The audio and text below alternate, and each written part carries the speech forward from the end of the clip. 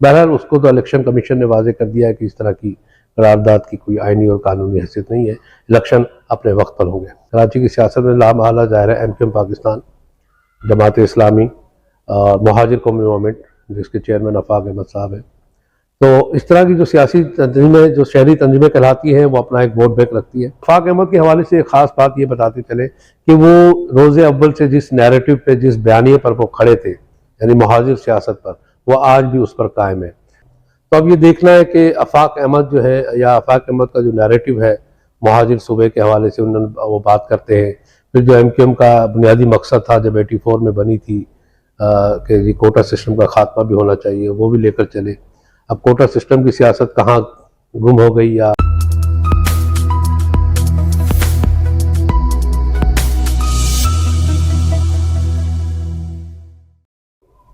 अस्सलाम वालेकुम।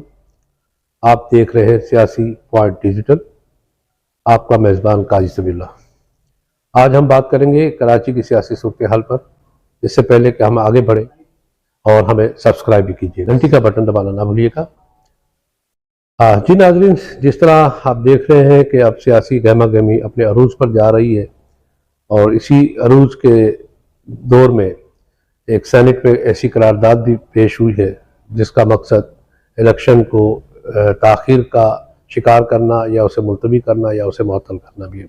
बहरहाल उसको तो इलेक्शन कमीशन ने वाजे कर दिया है कि इस तरह की करारदाद की कोई आईनी और कानूनी हैसियत नहीं है।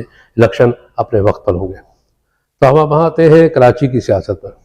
कराची की सियासत पर जैसा कि हमने अपने पिछले प्रोग्राम में भी बात की, कराची की सियासत में लामहला ज़ाहिर है MQM पाकिस्तान, जमात इस्लामी और मुहाजिर कौमी मूवमेंट जिसके चेयरमैन आफाक अहमद साहब हैं। तो इस तरह की जो सियासी तंजीमें, जो शहरी तंजीमें कहलाती हैं, वो अपना एक वोट बैंक रखती है। तो अब ये देखना है कि आफाक अहमद जो है, या आफाक अहमद का जो नैरेटिव है मुहाजिर सूबे के हवाले से उन्होंने वो बात करते हैं। फिर जो MQM का बुनियादी मकसद था जब 84 में बनी थी कि जी कोटा सिस्टम का खात्मा भी होना चाहिए, वो भी लेकर चले। अब कोटा सिस्टम की सियासत कहाँ गुम हो गई, या इसी तरह मुहाजिर सूबे की सियासत कहाँ खड़ी है, तो वो उसमें देखना है। लेकिन अब तक आफाक अहमद की जानिब से हमने ये देखा है कि उन्होंने कराची के मुख्तलिफ हिस्सों में अपने उम्मीदवार खड़े किए हैं। अब देखना ये है कि वो उम्मीदवार किस हद तक वोट हासिल कर पाते हैं, या उनको वोट बैंक उनका मौजूद है या नहीं है, उन्हें कितना वोट मिलता है। मसला ये नहीं है कि हम आप इंतखाबात को किस तनाजुर में देखते हैं। अब ये देखना ये है कि कराची में किस तरह की सियासत होती है, और आफाक अहमद अपनी सियासत में किस नैरेटिव को लेकर आते हैं। जनूबी सिंध सूबा या मुहाजिर सूबा की जो सियासत है, उसको कराची की आवाम में किस हद तक पजीराई मिलती है, और सिंध की सियासत में उसे किस हद तक पजीराई मिलती है।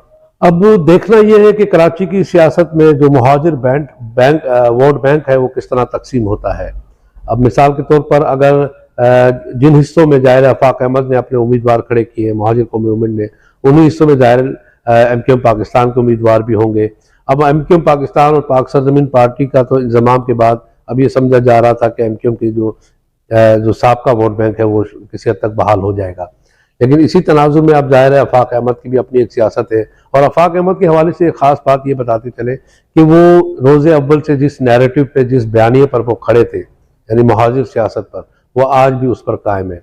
अब उस हवाले से उन्हें कितना सियासत में कितना नुकसान हुआ, कितना फ़ायदा हुआ, वो आने वाले इंतखाबात में हमें उसका अंदाज़ा हो जाएगा। लेकिन ये ज़रूर है कि मुहाजिर वोट जो है वो तकसीम होगा। अब उस वोट को जो तकसीम होगा उसका फ़ायदा कौन उठा सकता है।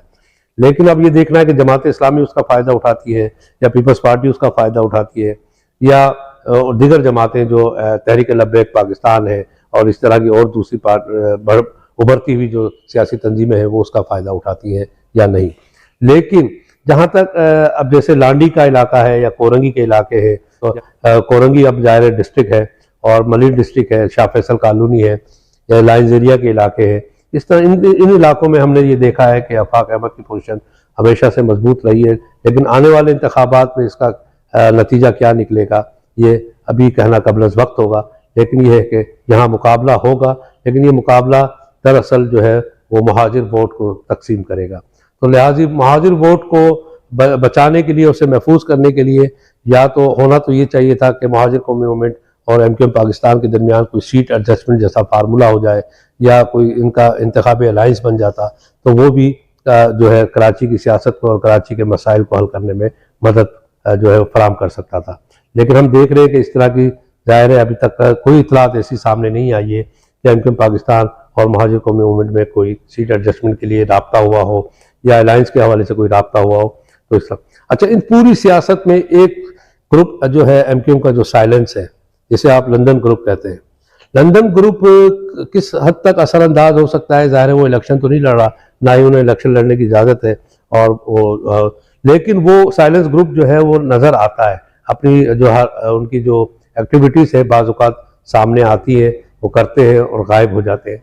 तो इस तरह की सूरत हाल में भी जो है वो देखना पड़ेगा, और इस बार कराची की सियासत में फर्स्ट टाइम ये देखना पड़ेगा कि मुहाजिर वोट जो है वो बाहर निकला है या नहीं निकला है। अगर निकला है तो वो वोट का तनासुब क्या रहा है, और जो वोट का तनासुब रहा है वो एमक्यूएम पाकिस्तान ने कितना वोट दिया है, महाजिर कौमी मूवमेंट ने कितना वोट दिया है, और दीगर सियासी जमातों ने कितना वोट दिया है। तो ये आने वाले जो मौजूदा इंतखाबात जो है, जिसको हम 2024 के इंतखाबात कहते हैं, जो 8 फरवरी को होने जा रहे हैं, इसका जो नतीजा है वो कराची की मुस्तकबिल की सियासत का तयन करेगा, और वही तयन करेगा कि पाकिस्तान की सबसे बड़ी कराची की सबसे बड़ी जमात कौन सी है।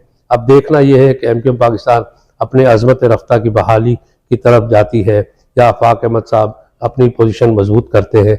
उन दोनों सूरतों में अब ये देखना है, और इसी नतीजे पर जो है वो पाकिस्तान कराची की जो है सियासत खड़ी है, और कराची की सियासत लामहला ज़ाहिर है नेशनल लेवल की यानी कौमी सतह की सियासत पर असरअंदाज होती है। तो अब ये देखते हैं क्या सूरत हाल बनती है, लेकिन ये ज़रूर है कि 2018 की तरह जो कराची के वोट बैंक पर जो डाका पड़ा था वो शायद इस दफ़ा मुमकिन नहीं हो सकेगा, क्योंकि कराची की तमाम कुव्वतें इस वक्त इस हवाले से जो है बहुत ज़्यादा होशियार है और चौकन्ना है, और वो इस चीज़ को महसूस कर रही है कि 2018 के इंतखाबात में जिस तरह पैराशूटर लोगों को जो वोट बैंक मिला और वोट दिया गया, जिनको जितवाया गया या वो जीत गए, इस तरह की पोजीशन इस वक्त नहीं होगी। और अब देखना कि क्या सूरत हाल बनती है। सियासी पॉइंट को सब्सक्राइब कीजिए और लाइक कीजिए और घंटी बजाना ना भूलिए, ताकि आपको हमारी नई वीडियोस का नोटिफिकेशन मिलता रहे।